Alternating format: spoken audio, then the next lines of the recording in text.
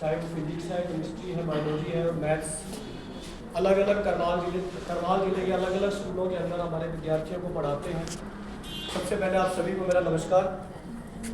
तो आज की ये जो आपकी ट्रेनिंग है, जो 5 दिन की ट्रेनिंग है, जिसका सेकंड डे है, इस ट्रेनिंग के अंदर मेरे को आने का मौका मिला। वैसे तो मैंने देवेंद्र जी से रिक्वेस्ट की थी कि एज ए पार्टिसिपेंट भी आप मेरे को यहाँ इन्वॉल्व करें, क्योंकि जहाँ भी टेक्नोलॉजी की बात होती है तो कुछ ना कुछ नया सीखने को मिलता है, और सीखने की इच्छा जब हमारे अंदर होगी तो नेचुरल है कि आप अपडेट रहेंगे और लगभग आपके अंदर जो एनर्जी है वो एनर्जी का लेवल बना रहेगा। और इसी बहाने आप सबके साथ भी मुलाकात होती रहेगी। इस तरह की जो हमारी ट्रेनिंग्स चलती हैं, एक दूसरे के साथ रूबरू होने का भी मौका मिलता है, और एक दूसरे के जो आइडियाज़ हैं, एक दूसरे की जो नॉलेज है वो भी आपस में शेयर होती है। अब ये जो हमारे पास वर्चुअल लैब की ट्रेनिंग चल रही है, मैं अपना एक छोटा सा एक्सपीरियंस आपके साथ साझा करूंगा कि पिछले साल हमारे पास करनाल डिस्ट्रिक्ट के अंदर अल्फा सिटी में एक स्कूल है सर, आरपीएस इंटरनेशनल स्कूल। उन्होंने अपनी एक लैब का इनॉग्रेशन कराया था, जिसके इनॉग्रेशन के मौके पे मैं गया था। तो लैब का नाम था होमी लैब्स, और वो एक वर्चुअल लैब थी। मैंने सर को कहा भी था कि कभी मौका मिले तो आप वहाँ विजिट जरूर करें।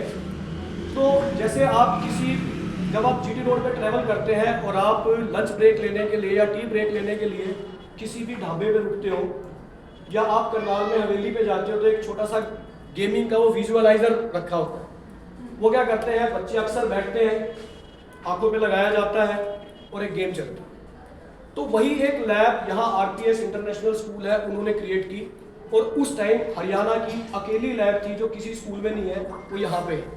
आने वाले समय के अंदर हमारे पास जो अटल टिंकरिंग लैब्स है उसके अंदर वो विजुअलाइजर लगाया जाएगा। तो उसमें क्या था कि आपको सेम वैसे ही वो लगाना है।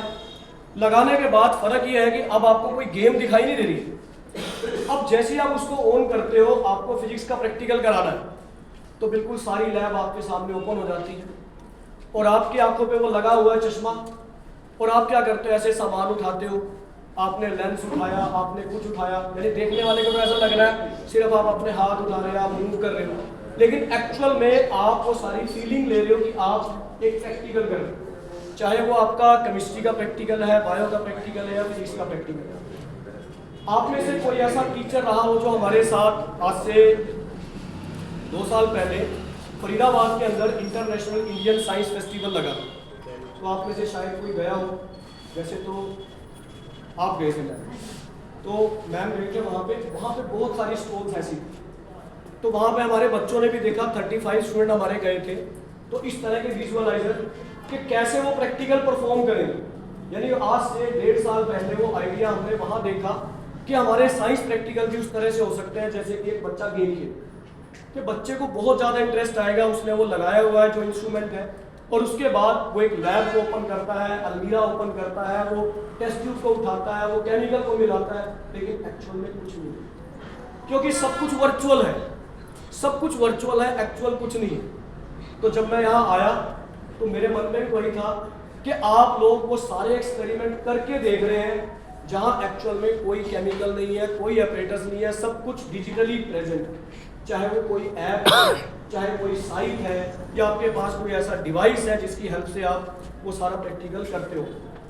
तो वैसे तो आपने कल भी कुछ ना कुछ सीखा होगा, आज भी सीखा होगा, उसके